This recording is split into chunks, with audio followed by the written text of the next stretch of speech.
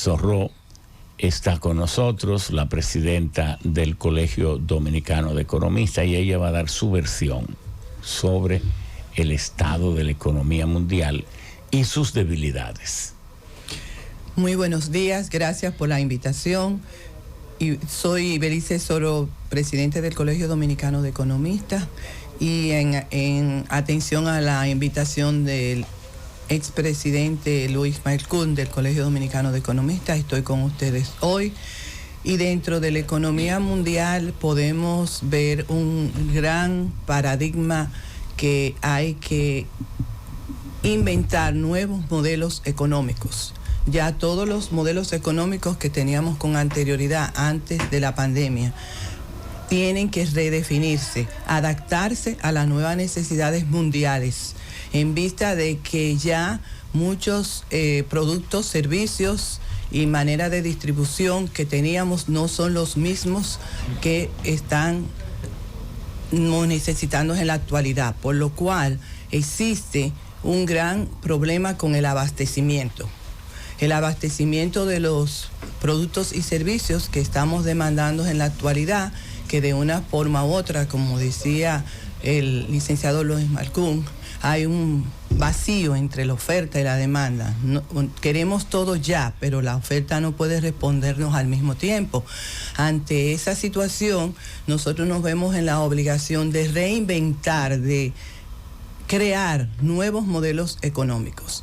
Ya no podemos esperar que si no educamos a la población mundial de todos los recursos escasos que tenemos para poder comer, vivir, respirar, tener una salud que podríamos vivir de una manera sana y feliz. Eso nos conlleva que de una forma u otra nosotros tengamos que integrarnos a nivel mundial, volver de nuevo a retomar. Yo diría que a raíz de la pandemia, cuando todos estábamos en la casa, que no podíamos salir, que estábamos como en la caverna, como en el primitivo, que estábamos ahora que volver de nuevo a un neoprimitivismo en el cual los recursos que tengamos estén disponibles para que todos unidos en el mundo podamos construir una vida humana mejor. Así tenemos el gran desafío de la inteligencia artificial, y que a partir de ya, el 2000, tenemos otro mundo. Ya con el internet, todo lo que es comunicación, problemas, soluciones, modelos, lo que sí tenemos es que en cada problema que nos encontremos, transformarlos ya en una oportunidad de mejora. Porque ahí ya hay una gran ventaja de que ya sabemos por dónde comenzar. En ese sentido, con esta inflación que se nos presenta a diario, no es solamente que los salarios los aumenten, sino también que qué oferta de bienes tendremos nosotros para poder tener un abastecimiento adecuado.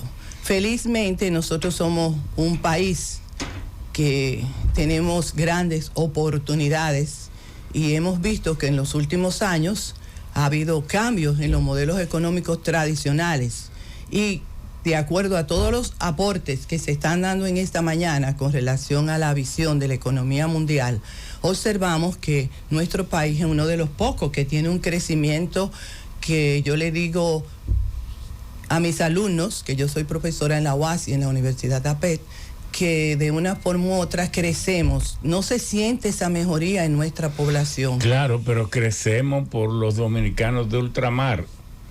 Casi por nada de lo de aquí. Es que ese es un tema que no se ha analizado a profundidad. Solo las remesas, que es la contabilidad organizada de los envíos, que pudiera llegar entre 9 y 10 mil millones. Pero lo que no está contabilizado aquí es los paquetes, cajas, tanques, electrodomésticos usados o nuevos, vehículos usados o nuevos y toda suerte de todo que se envía, que muchos expertos dicen que puede ser próximo o tal vez más de la mitad de la remesa. Entonces, cuando analizamos que el 20% de los llamados turistas son dominicanos que vienen y que para evitarse problemas no traen los $10,000 estos, sino traen 9,999 y traen sus tarjetas de crédito y sus chequeras y sus cosas, que son lo que sostienen gran parte de esa industria de la construcción, inversiones en los campos, en los pueblos, en los barrios. Es cuando uno llegue a totalizar los aportes en bienes, naturaleza, en dinero, en efectivo y todo, de esos dominicanos de ultramar, pudiéramos decir que ahí está toda la explicación de este crecimiento, porque el turismo, dice David Collado, que por fin va a llegar casi a unos ingresos de 9,000 millones, pero hay que comprar los solares, construir los hoteles, amueblarlos, para darle atención a esos turistas y si acaso queden de utilidad algunos 1,000 millones o menos. Pero estos 20,000 o 18,000 millones de los dominicanos de ultramar es un regalo neto. No hay que hacer nada más, recibirlo. Entonces así eso explica. Pero nosotros remitimos también muchos. Sí, pero Haití nada más se lleva 800, 900 millones. Bueno, sí. 800, 900, pero ya estoy diciendo que esos envíos fácilmente pueden pasar de los 20,000 millones. Ese crecimiento económico del país también responde a la alta inversión extranjera y todas las facilidades que se le da para que vengan a invertir en el país. Entonces, ¿dónde es que yo encuentro que se encuentra el gran vacío? En que la población dominicana, la mayoría recibe empleos de unos salarios muy mínimos, no tienen todas las mismas condiciones los dominicanos. Ya un policía le puso su apellido, Salario Cebolla. Entonces, y toda la prosperidad es para el nivel alto y el pueblo abajo crujiendo, llevándoselo el diablo. Y eso hace que de una forma u otra las personas tengan que ser emprendedoras para poder sobrevivir. Dentro de esas remesas que les mandan de fuera, sobreviven y de una forma u otra hacen los medios de cumplir con satisfacer su canasta familiar, porque en sí el costo de la canasta familiar está muy elevado comparado con lo que reciben de salario mínimo. En ese aspecto se están haciendo grandes procesos de cambio que no lo podemos lograr de la noche a la mañana. Esto viene de una estructura económica de muchos años, para que de un momento a otro, en poco tiempo, podríamos lograr cambio. En los últimos años sí hemos visto que la estructura económica tiende a tener un cambio. En ese aspecto, nosotros tenemos que ver cómo los convenios que tenemos con otros países aprovechamos lo mejor y siempre que vayan en satisfacción de la calidad de vida de la familia dominicana, sobre todo lo que estamos viviendo aquí, porque lo que estamos viviendo aquí, si no se nos dan condiciones de seguridad ciudadana, de buscar los medios de cómo uno vivir dignamente, tendrían a irse. En ese aspecto... Bueno, están haciéndolo hasta por la selva del Darién y como quiera que sea, se están yendo, que fíjese, es tan grave eso, que cuando usted va a buscar un pasaporte ya prácticamente no lo puede obtener, le dan unos plazos, antes era de inmediato, de espera, por la cantidad de gente que se está yendo, arriesgando su vida, porque hay un problema aquí, que quien gobierna no quiere enfrentarlo. El que tiene 35, 40 años aquí le llaman viejo y no lo quieren emplear. Y los que están recién graduados, porque no tenían experiencia tampoco. Y la gente lo que dice, pero es al diablo que me están enviando. Bueno, pero yo podría... Y ese es un problema grave, porque nosotros lo hemos encuestado. Eso es grave aquí, esa sensación de que nadie me defiende y a nadie le importa lo que yo estoy pasando. Eso es muy grave. Y lo aprovechamos para decirlo. Sí, de ahí es la gran necesidad de un nuevo modelo económico dominicano que sepa aprovechar todas nuestras oportunidades, que son bastantes. Somos uno de los pocos países que tenemos una diversidad de recursos. Tenemos sol, tenemos playa, tenemos hasta nieve. y de todo.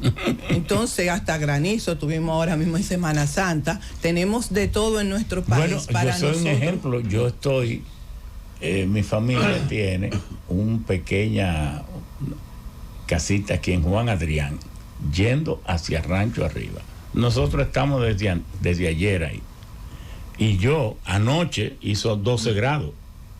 12 grados. Y cuando yo salía para acá, que salía a las 6:30, 13 grados.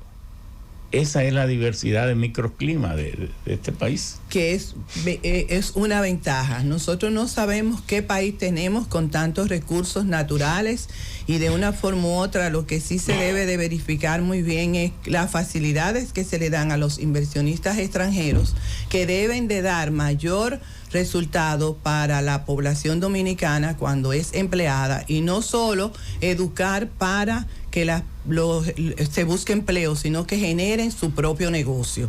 El emprendimiento es algo ya que nosotros todos debemos de retomar eso de nuestra cultura, en el sentido de no esperar que solo le den, sino dar. Los 5 principios judíos. Cree una empresa, aunque usted no tenga negocio, que usted no sabe cuándo los tendrá. Ahorre algo todos los días, aunque usted esté lo peor que esté, ahorre algo. Tercero, aprenda algo más cada día. Cumpla su compromiso para que su propia fidelidad, al cumplirlo, hablen por usted. Y siempre crea en Dios. Son los 5 principios judíos que dan más o menos resultados y que uno lo encuentra hasta obvio. Y que dentro de la economía mundial también podemos ver luego de la pandemia que con el asunto de la era digital ya el ser análogo no deja ningún beneficio. Todo el mundo tiene que montarse en el tren de aprender las nuevas ventajas que tenemos de la etapa digital. Todos en tiempo real nos encontramos con la comunicación 100% actualizada y hay muchísimas oportunidades para que las personas se actualicen de una manera educada, con cursos gratuitos, con programas que no sean solo de recibir. Yo no estoy de acuerdo en que la gente reciba sin dar nada a cambio, porque no lo valoran.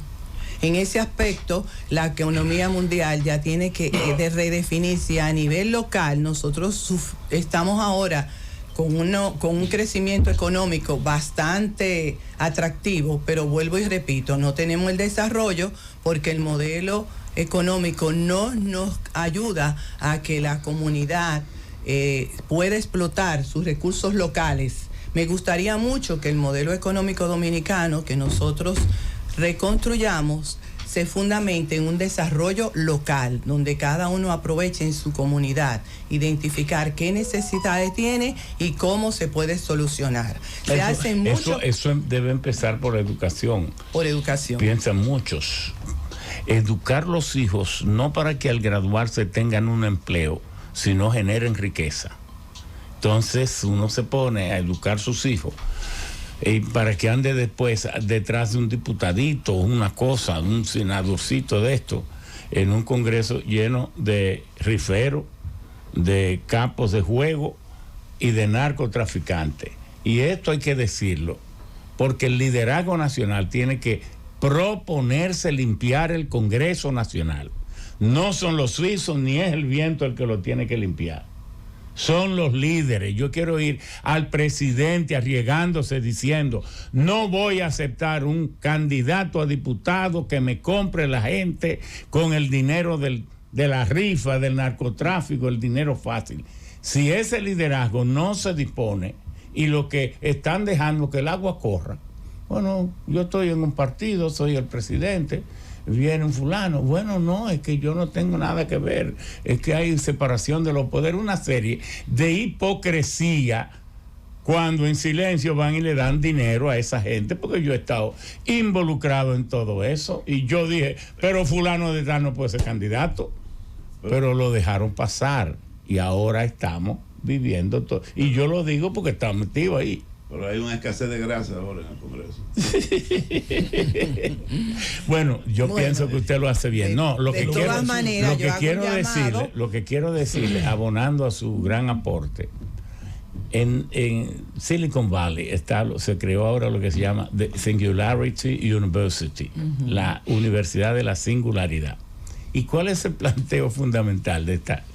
Saber interpretar para no confundir las sociedades qué es la inteligencia artificial. Porque mucho, aquí mismo, recientemente, estaba con el robot de Sofía, queriendo llevarle al pueblo cosa que la inteligencia artificial está muy lejos de lograr, que es la autonomía del pensamiento. La inteligencia artificial es maravillosa cuando trata de automatizar. ¿Y automatizar qué? Todas las operaciones rutinarias. Por ejemplo, hay cálculos, bueno, para diseñar antes una refinería de petróleo, una torre, en el fondo, por cómo nacen los chips, que nacieron de la Chemical Engineering, Programming, por eso que se llama chip. Luego se degeneró en otras cosas, los bits, que son otra cuestión. ¿De dónde nace? Bueno, que usted tiene que hacer, para diseñar una refinería, usted tenía que tener 200 calculistas con las reglitas de cálculo. ¿Por qué? Porque usted lo que hace es coger unos grandes flujos de petróleo que usted lo manda a la base de una torre, de una gran chimenea, que es una gran caldera, para calentar ese petróleo a 500 grados. Entonces ese petróleo empieza a evaporarse y empieza a subir. Y como no hay ninguna otra fuente de calor en la chimenea hasta donde termina allá arriba, entonces va a ir teniendo diferentes niveles de temperatura hasta que llegue al final al tope.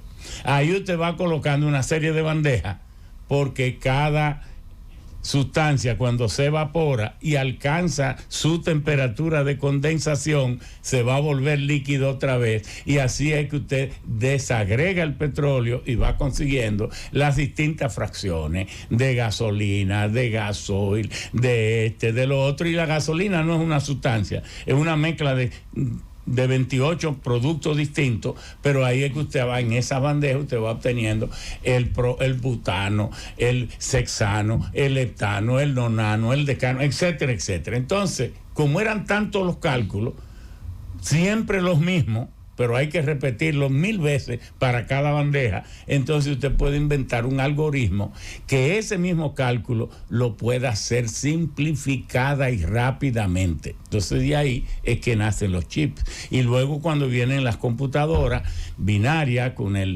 ya todo esto se vuelve distinto. Ahora bien, ¿qué nivel ha alcanzado la inteligencia artificial? Una extremada rapidez en todas las acciones repetitivas a nivel de cálculo, pero todavía estamos en pañales para que esas máquinas, que son las llamadas inteligencia artificial, puedan pensar por sí mismas y tomar decisiones. Mira, aquí la basureamos cuando llegamos. Claro, y aquí además, y el mundo tendrá que ponerse de acuerdo, pero muy de acuerdo en eso. Así como hay una bioética, tiene que haber... Robó hablar disparate. Hablar disparate. Pero más grave todavía. Al pueblo se le vendió la idea que en el 2010 se había logrado la República Digital. Y luego vino la pandemia y tuvimos que perder el año porque no había ancho de banda, anchura de banda no había, porque aquí solo hay. Aquí se habla muchísimo de disparate, pero cuando usted va, ¿cuáles son los cables que traen el flujo de información desde fuera hasta el país? Porque nada más aquí solo hay 2 cables submarinos de fibra óptica, por ahí es que circula todo, porque cuando nació la internet nació inalámbrica. Pero por eso que usted tenía que ir con su teléfono, Iván, que al quinto, tú te vas al tercer piso o te vas a la montañita aquella, cuando salieron los teléfonos celulares, que eran esos guayahielo, usted iba, sí, no, que había lugares donde usted iba para poder comunicarse. Eso era porque la información era inalámbrica. Sí, pero entonces luego se dieron cuenta y se volvió a lo alámbrico, y por eso que están los grandes puntos de emisiones de flujo de informaciones, que el más confiable aquí es el de Virginia. Entonces el país tiene cables que salen de ahí para América del Sur, para Brasil, pero a la altura de por ahí de como aquí 600 kilómetros giran hacia Puerto Rico. Y los cables que vienen aquí vienen de ramales de ese cable submarino, pero nada más hay dos, uno que llega en Puerto Plata y otra que está aquí por el este. Entonces llegó un tercero que está amarrado en Cabezas de Toro, pero que ese todavía no está en activo. Y el país tiene también en la empresa ETED, que el país debe saber todo eso. ¿Qué pasa? Cuando usted ve que el país entero está cruzado por toda parte por las líneas de transmisión de electricidad, pero usted ve que arriba hay un cable solitario en toda línea de transmisión. La gente no sabe qué es ese cable. Ese es el cable de guarda. ¿Qué significa eso? Que cuando cae un rayo, ese cable está ahí.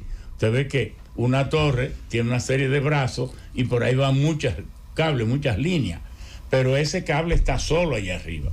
¿Para qué? Para que ese sea el cable que atraiga la descarga eléctrica y la mande a tierra. Pero en ese cable, que es hueco, están las fibras ópticas, y el país tiene ahora mismo cerca de 4.000 kilómetros en fibra óptica que no la usa, y que eso puede ser el usar eso cuando llegue a usarse, y que debe usarse, y que no me explico por qué. La conectividad del país dará un salto monstruoso. ¿Por qué? Y yo no estoy diciendo porque ETED creó una compañía, la creó ya hace como 6 años para usar ese cable, pero todavía no ha habido ningún resultado. Entonces, ¿qué debe hacer el país para aumentar su conectividad? Porque sin conectividad no habrá república digital, todo eso es cuento. Entonces, aquí hay políticos que se han graduado en verdadero mentiroso y vendedor de ilusiones. Ahora, después de la pandemia, muchos estudiantes, muchas personas que han estado hasta en el campo han conseguido buenos trabajos con empresas multinacionales, porque han dominado y han manejado determinados software, determinadas plataformas. Entonces ya en la economía mundial nosotros nos encontramos que la educación tiene que mejorarse, redefinirse, actualizar esos planes de estudio que sean muy técnicos para que tengamos salidas rápidas y podamos darles respuesta a todas esas necesidades económicas que a través del Colegio Dominicano de Economistas, con todos sus integrantes, podemos ser efectos multiplicadores en todos esos proyectos que vaya desarrollando el gobierno central, también el Congreso y todas las instituciones, de manera que el economista asuma su rol dentro de su campo laboral y de su ejercicio profesional, de forma que podamos aprovechar los recursos escasos de una manera óptima y poder satisfacer no solo las necesidades locales, sino las regionales y las mundiales. Bueno, usted ha hecho un gran aporte y sobre todo ha hecho propuestas específicas. Me gusta esto de que el modelo económico tiene que guardar relación con la forma como educamos nuestra gente. ¿Y para qué los educamos? Para que desarrollen sus potencialidades espirituales, cognitivas, pero al mismo tiempo para que aterricen en un empleo, porque sin empleo no se vive. Entonces esos empleos deben guardar relación con lo que se está haciendo en el campo, en los campos productivos. Y para eso tiene que haber una correspondencia biunívoca entre modelo económico, sistema educativo, forma de gobierno. Sin eso andamos porque el que no sabe para dónde va cree que cualquier camino es bueno. Ese es un problema. Vamos a la pausa y retornamos ahora. estaba yo enseñándole a Loy, la inteligencia artificial. A mí la primera persona que me habló de eso, el esposo de mi hija, es un italiano. Él es un gurú informático en tecnología. El diciembre del año pasado, aquí yo no había oído nunca la palabra chat TP. Sí, yo la oí con él. Él me dijo, mire, yo le digo, ven acá, Giovanni, ¿cómo te está yendo en Italia? Y me dijo, mire, todos estamos jodidos. Sí, es que Alex tu micrófono porque tú eres el que va, Soy el que va. Para que no perdamos. Y entonces me dijo, ¿por qué? Y me bajó el chat PTG en diciembre. De diciembre a abril han pasado 5 meses en términos reales, pero en la tecnología han pasado 50 años. Para que se. De diciembre a abril. Entonces yo me puse con él me lo dejó instalado en mi computadora. Ahí lo tengo yo. Y yo le pregunté, obviamente, eso pues está atrasado, sí, está hasta el 2020, hasta el 2020. Porque la vida que usa el chat es para una persona pública. Yo le pregunté quién soy yo con Y y quién soy yo con I chiquita. Y te tiró un 90% de verdades. Por ejemplo, cuando yo le pregunté con la I chiquita, como era yo antes, me dijo, bueno, con la I grande me dijo, Iván Rodríguez es un economista dominicano que actualmente se desempeña como viceministro de Planificación en el Ministerio de Economía, Planificación y Desarrollo desde el 16 de agosto del 2020. Su cargo implica asesorar, supervisar la ejecución de políticas y planes de desarrollo en el país. Antes de convertirse en viceministro, ocupó diversos cargos en el Servicio Nacional de Salud. De salud, tú nunca has trabajado en salud. Y en la Dirección General de Presupuesto, nunca yo he trabajado en presupuesto. Ha trabajado en áreas como la salud, el medio ambiente, la educación y la planificación económica en la República Dominicana. Fíjate, te digo verdades con mentiras, pero después entonces yo volví y le pregunté, es un economista dominicano que se desempeñó como superintendente del mercado de valores de la República Dominicana desde octubre del 2020, fue en el 2002. Su función como superintendente, y la dice ahí, de supervisar y regular, patatín, patatán. Anteriormente había ocupado varios cargos en el sector financiero, nunca. Bueno, sí, había trabajado en el Banco Central, incluyendo como asesor de la superintendencia de banco, debe ser del Banco Central, que quiso hacer, como gerente de riesgo en varios bancos. Siendo mentira. Y también es profesor de finanzas y contabilidad en la UAS. O sea que pero es reconocer que realmente es una enciclopedia. Es una enciclopedia. No, y pasó el examen. Mi hija trabaja en la FAO y ella la traduce a diario. Pero el problema por ejemplo, para mí es que yo trabajo con datos actualizados. Yo tengo que tener datos de último momento, actualizados. O sea, yo no puedo amarrarme a datos al 20, porque ya... que coge el otro micrófono. Cámbiate. Entonces, por eso todavía el sistema, pero a medida que avance, sí, él se va. La inteligente, tú verás eso era como pero él pasó el examen de medicina de Estados Unidos. Lo pasó, pero no pasó un examen de educación primaria. Pero mi hija lo está usando, eso depende. Eso depende de lo la que verdad, tú decidas. fue lo que se dijo en principio. Ustedes.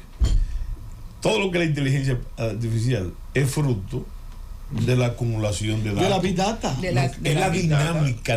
Lo que no se ha podido hacer todavía, y los más adelantados son los japoneses en eso, en la inteligencia artificial, en la robótica, es que usted puede hacer lo que usted hace, la emoción, lo que nosotros hacemos. No la emoción. Y además pensar en el buen sentido de la palabra, ¿verdad? Claro. No en el sentido técnico de la nosotros, palabra. Yo tuve el placer el amor. de ser el amor yo tuve la oportunidad de ser la primera generación de personas en el mundo que se graduó en computadora.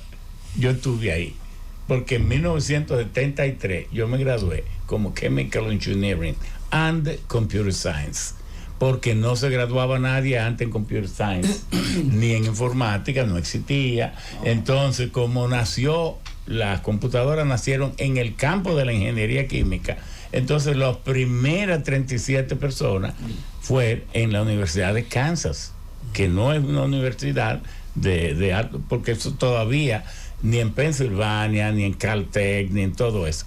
Y nosotros decíamos ya, the computer is a machine, la computadora es una máquina. garbage out, garbage in. Sí. Garbage in, garbage out. Usted le mete basura, sí, basura sale. Sí, pero hay una cosa que ustedes que no mencionaron. Hay muchos avances de esa inteligencia artificial. La mayoría es en la guerra.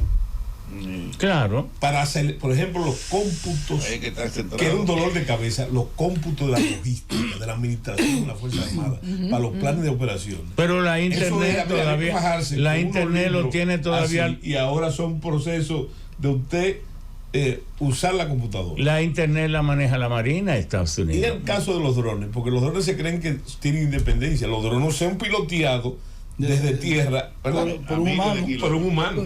O sea, no toman decisiones. Sin embargo, hasta peligra la existencia de nosotros si ellos toman esa decisión. En la balística sí, porque en la balística, con ese asunto del centro de mira, la sérica, según la naturaleza del blanco, ¿no? Como lo ve la ojiva entonces sabe el tipo y la inclinación que debe tener el misil en los blindados para hacer el blanco, y los edificios también, las estructuras físicas. O sea que tiene ese revuelo, naturalmente, no es que piensa y habrá que regular esa vaina. No, si no va a acabar con nosotros. Sí. Claro, tú sabes que la hija mía vive en Italia y ya está prohibido. ¿Dónde vive ella? En Italia, en Roma. Entonces ya está prohibido. Entonces, ¿cómo ya la usa? Pues ya la usa diario, pues ya trabaja en la FAO. El marido de ella le creó un usuario que está en Polonia. O sea, para el Estado italiano, tener acceso. Mi hija vive en Polonia. Entonces ella la usa. Me dice, papi, a mí me resulta muchísimo, porque sobre todo para elaborar mis informes, ella me mandó, yo le dije, hazme esto, y me mandó, que tú y yo hacemos, y yo quiero que tú veas. Totalmente, o sea, la misma vaina, pero totalmente distinta. Si no, la Big Data va y me creó la presentación PowerPoint que ella me hace con los textos que yo le mandé. Yo dije, cámbiamelo para que no se vea. En la vida cotidiana, simple. ¿Cómo se maneja, por ejemplo, todo en una casa ya? Donde tú no intervienes, donde el dueño no interviene. Prende las luces por un proceso, todo lo más simple, los seguros de las puertas. Tú vas al baño y bueno, yo estuve en China en el 19 y China está totalmente digitalizado. Claro, totalmente. Claro. Yo en Shanghái, donde yo estuve. Y lo del pasaporte es que se necesita que sea electrónico para poder nosotros entrar a muchos países, porque si no es electrónico no funciona. Yo me pasó en un hotel en Kaohsiung, en Taiwán, siendo yo embajador, un hotel que está totalmente digitalizado y mira, déjame decirte que yo me perdí totalmente desde abrir la puerta, desde el proceso de abrir la puerta hasta prender las luces adentro. Mira, sí, es una complicación. ¿Por qué? Sí. Remigio, ¿qué es?